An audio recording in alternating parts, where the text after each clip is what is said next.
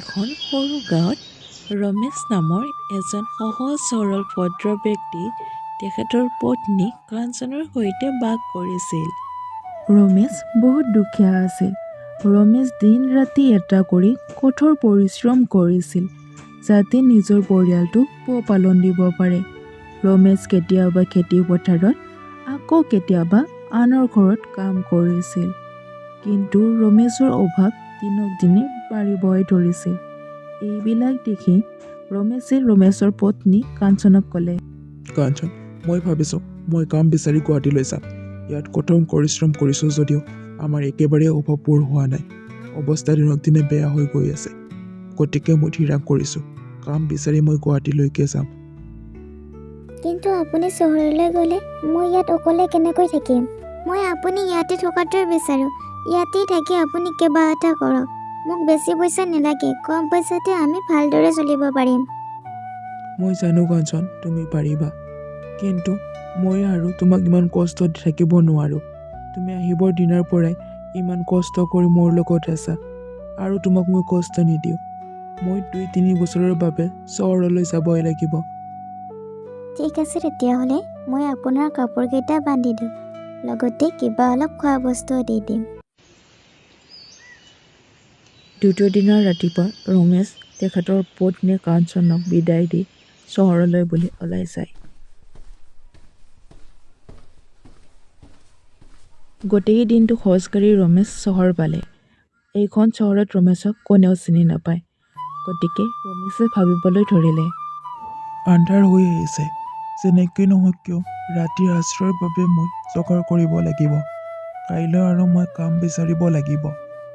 ইয়াৰ পিছত ৰমেশ এটা ঘৰৰ ওচৰলৈ যায়। ঘৰটোৰ পৰা এজন মানুহ ওলাই আহে আৰু ৰমেশক কয়, আৰে আপুনি কোন? আপুনি কাক বিচাৰিছে? মোৰ নাম ৰমেশ। মই গাঁৱৰ পৰা চহৰলৈ কাম বিচাৰি আহিছোঁ। ৰাতি হৈ আহিছে। মোক আজি ৰাতিটো কটাবলৈ আপুনি আশ্ৰয় দিব নেকি? আপুনি য'ৰে পৰাই নাহক কিয় মই আপোনাক আশ্ৰয় দিব নোৱাৰিম। চহৰলৈ কাম কৰিবৰ বাবে দিনত কিমান মানুহ আহে, এই সকলোকে মই আশ্ৰয় দি থাকিব নোৱাৰিম নহয়। আগলৈ যাই ক'ৰবাত আশ্ৰয়ৰ ব্যৱস্থা কৰক। ইয়াৰ পিছত ৰমেশ আন এটা ঘৰৰ ওচৰলৈ যায় আৰু কয়, শুনক, মোক ৰাতিৰ বাবে আশ্ৰয় দিব পাৰিব নেকি আপুনি? চোৱা ভাই, আমাৰ ঘৰটো সৰু কিন্তু পৰিয়ালটো বহুত ডাঙৰ। গতিকে ক্ষমা কৰিব, মই আপোনাক আশ্ৰয় দিব নোৱাৰিম। ইয়াৰ পিছত ৰমেশ বহুকেইটা ঘৰলৈ যায়, কিন্তু ৰমেশক কোনেও ৰাতি আশ্ৰয় দিবলৈ সাজু নহ'ল। আৰে, ইয়াত মোক কোনেও ৰাতি থকাৰ বাবে আশ্ৰয় দিয়া নাই। মই কেনেদৰে ইয়াত কাম বিচাৰি পাম? এনেদৰে ৰমেশে ভাবি থকাৰ সময়ত ৰমেশৰ এটা ভঙা চিঙা ঘৰলৈ চকু পৰিল। ৰমেশ সেই ঘৰটোৰ ওচৰলৈ যায়। মা, মোক আপুনি ৰাতি থাকিবৰ বাবে আশ্ৰয় দিব নেকি? মই গাঁৱৰ পৰা ইয়াত কাম বিচাৰি আহিছোঁ। আৰে বেটা, তুমি মোক মা বুলি মাতিছা আৰু আশ্ৰয় দিবনে সুধিছা কেলে? তুমি নিশ্চয় ইয়াতে থাকিব পাৰিবা। ইয়াৰ পিছত ৰমেশ আৰু বুঢ়ী তিৰোতাজনী ঘৰৰ ভিতৰলৈ সোমাই যায়। মা, আপুনি ইয়াত অকলেই থাকে নেকি? অঁ, মই ইয়াত অকলেই থাকোঁ। তুমি চিন্তা নকৰিবা, যিমান দিনলৈ ইচ্ছা তুমি ইয়াত থাকিব পাৰিবা। ধন্যবাদ মা, আপুনি মোক বহুত উপকাৰ কৰিলে। দ্বিতীয় দিনাৰ ৰাতিপুৱাই ৰমেশ কাম বিচাৰিবলৈ ওলাই যায়। ৰমেশ গৈ গৈ এখন দোকানৰ আগ পালে। শুনকচোন, ইয়াত কিবা কাম পাম নেকি বাৰু? অঁ, আমাক এজন কাম কৰা মানুহৰ প্ৰয়োজন আছে। ঠিক আছে, তুমি ইয়াতে আজিৰ পৰা আমাৰ ইয়াত কাম কৰিব পাৰিবা। ইয়াৰ পিছত ৰমেশ সেই দোকানখনত কাম কৰিবলৈ লয়। এনেদৰে লাহে লাহে বহুদিন পাৰ হৈ গ'ল আৰু ৰমেশৰ হাতত বহুখিনি টকা জমা হৈ গ'ল। এদিনাখন ৰমেশে বুঢ়ী তিৰোতাজনীক ক'লে, মা, মই ইয়ালৈ অহা বহুকেইদিনেই হ'ল আৰু মই এতিয়া বহুখিনি টকা জমাও কৰিলোঁ। গতিকে মই ভাবিছোঁ মই ঘৰলৈ উভতি যাওঁ। ইয়াত বেছি পইচা হাতত লৈ থাকিব নোৱাৰি। কোনোবাই চুৰ কৰি লৈ যাব। গতিকে মই ঘৰলৈকে যাওঁ বুলি ভাবিছোঁ। বাবা তই ইমান সোনকাল যাব নালাগে দে, আৰু দুদিনমান থাকচোন। কিন্তু মা, মই পইচাখিনি লৈ ইয়াত কেনেদৰে থাকোঁ আপুনিয়ে কওকচোন। তেতিয়াহ'লে তই এটা কাম কৰ, আমাৰ ঘৰৰ ওচৰত থকা সনাতন মৌজাদাৰৰ তাত এই পইচাখিনি জমা থৈ আহ। তই যেতিয়া বিচাৰা মৌজাদাৰ তাৰ পৰা এই পইচাখিনি লৈ আহিবি। তাত তোৰ পইচাখিনি সুৰক্ষিত থাকিব। ঠিক আছে মা, তেতিয়াহ'লে মই এইটোৱে কৰোঁ। ইয়াৰ পিছত ৰমেশ পইচাখিনি লৈ মৌজাদাৰৰ ওচৰলৈ গ'ল। মহাশয়, মই এইখিনি পইচা আপোনাৰ তাত জমা থ'ব আহিছোঁ। শুনিছোঁ আপোনাৰ তাত জমা থ'লে হেনো পইচাৰ সুদ পায় আৰু সুৰক্ষিত থাকে। গতিকে মই পইচাখিনি আপোনাৰ তাত থ'ব আহিছোঁ। ভাল কৰিছা ৰমেশ, তুমি বহুত ভাল কৰিছা। মোৰ তাত থ'লে তোমাৰ পইচা সুৰক্ষিত থাকিব আৰু তুমি পইচাৰ সুতো পাবা। তুমি যেতিয়াই বিচাৰা ইয়াৰ পৰা পইচাখিনি লৈ যাব পাৰিবা। ইয়াৰ পিছত ৰমেশ তাৰ পৰা উভতি আহে। কেইদিনমান পিছত মা, মোৰ কাঞ্চনলৈকে বহুত মনত পৰিছে। মই আৰু ইয়াত থাকিব নোৱাৰিম। মই ঘৰলৈ যাব লাগিব। আপুনি মোক অনুমতি দিয়ক। ঠিক আছে বাবা, মই আৰু তোক নৰখাওঁ, তই যাগে। প্ৰথমে তই গৈ মৌজাদাৰৰ তাৰ পৰা তোৰ পইচাখিনি লৈ আহ।